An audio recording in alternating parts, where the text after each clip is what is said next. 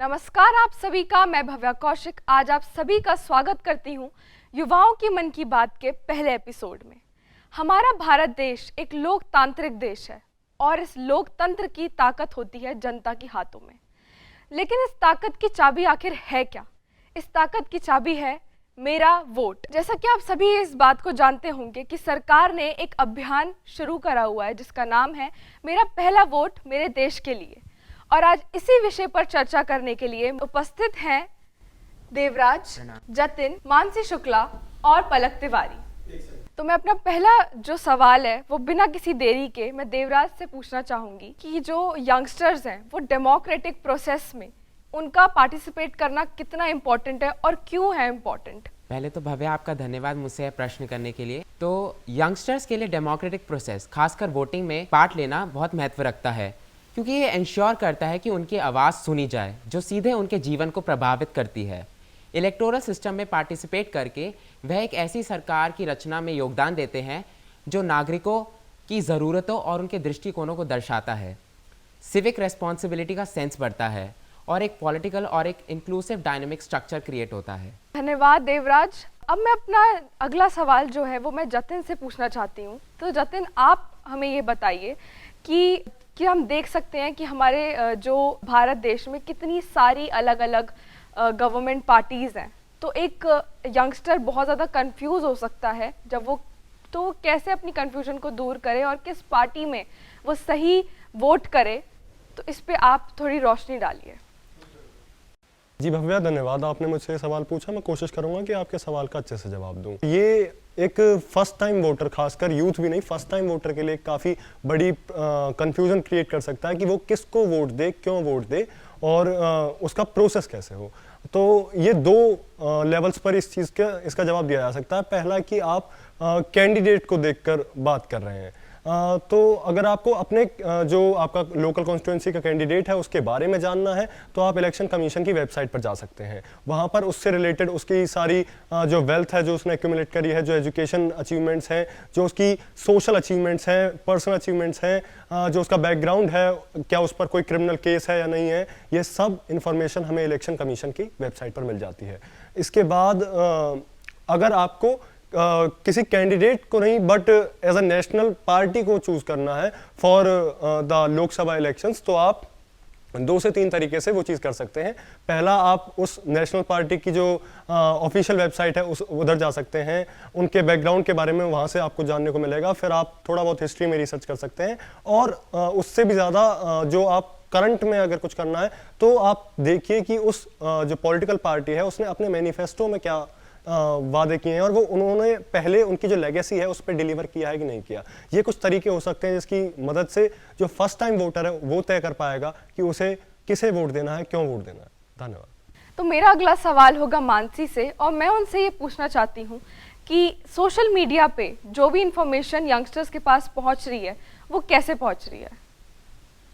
Thank you so much Bhavya for asking this question to मी।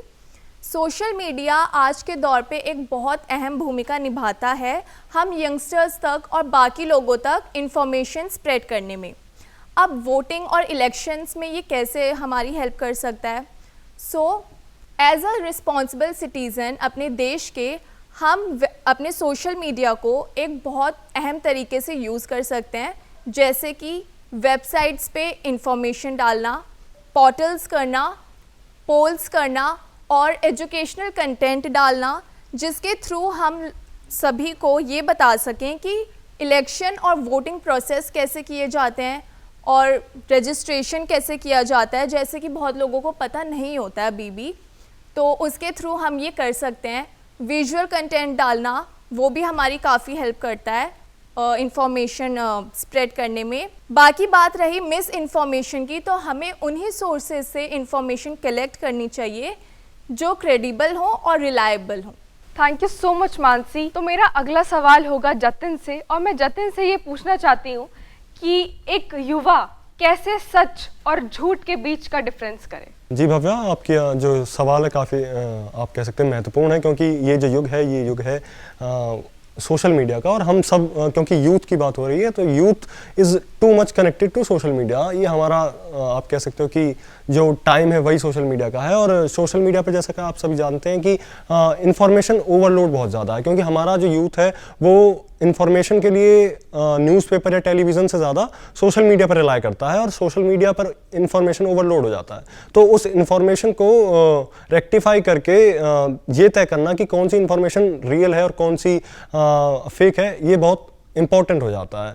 तो इसके लिए जो युवा हैं वो कई चीज़ें 2 से 3 स्टेप कर सकते हैं। पहला है मल्टी सोर्सिंग। जो आप कुछ भी कोई इन्फॉर्मेशन चाहते हैं, किसी भी टॉपिक के बारे में पढ़ रहे हैं, उसे मल्टीपल सोर्सेज से वेरीफाई करें, मल्टीपल सोर्सेज से पढ़ें। आप टेलीविज़न यूज़ कर सकते हैं, आप न्यूज़पेपर्स यूज़ कर सकते हैं। अगर आप सोशल मीडिया ही यूज़ कर रहे हैं तो आप हैंडल्स का इस्तेमाल कर सकते हैं, कई हैंडल्स जो रिलायबल हों और रेलेवेंट हों। इसके बाद दूसरी चीज़ जो हमारे युवा कर सकते हैं वो ये है कि अब आपने मल्टी सोर्सेज से उस खबर को पढ़ तो लिया, आपने उसका क्रक्स भी जान लिया, एडवांटेजेस भी डिसएडवांटेजेस, बट स्टिल आपको अगर शक है कि जो इन्फॉर्मेशन मैंने पढ़ी है वो फैक्ट बेस्ड है या नहीं है, इसलिए आप फैक्ट चेकिंग साइट्स पर चेक कर सकते हैं। फैक्ट चेकिंग साइट्स भी आजकल ऐसा होता है कि वो उतने रिलायबल नहीं होते, तो आप चेक करें कि वो फैक्ट चेकिंग साइट का बैकग्राउंड कैसा है, उसका आप कह सकते हो रेलेवेंस कितनी है, और उसने पहले कभी अगर फैक्ट चेकिंग करें तो उसका जो आप कह सकते हो स्ट्राइक रेट है वो क्या है।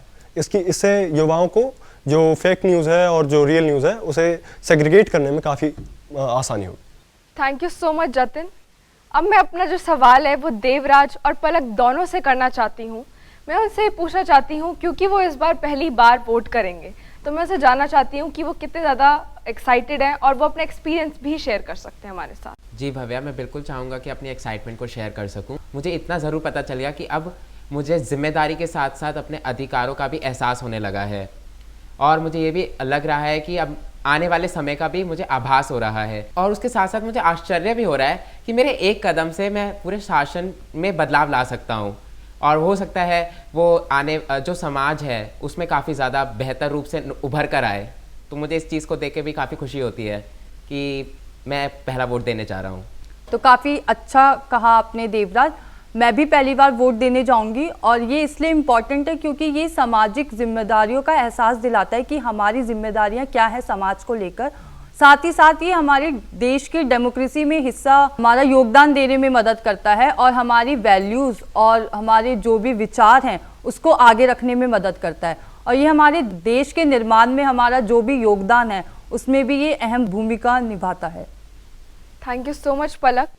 तो इसी के साथ हम आज की चर्चा को यहीं समाप्त करते हैं, और आगे आने वाले एपिसोड्स के लिए देखते रहिए हमारे साथ YMCA संचार। धन्यवाद। जय हिंद, जय भारत।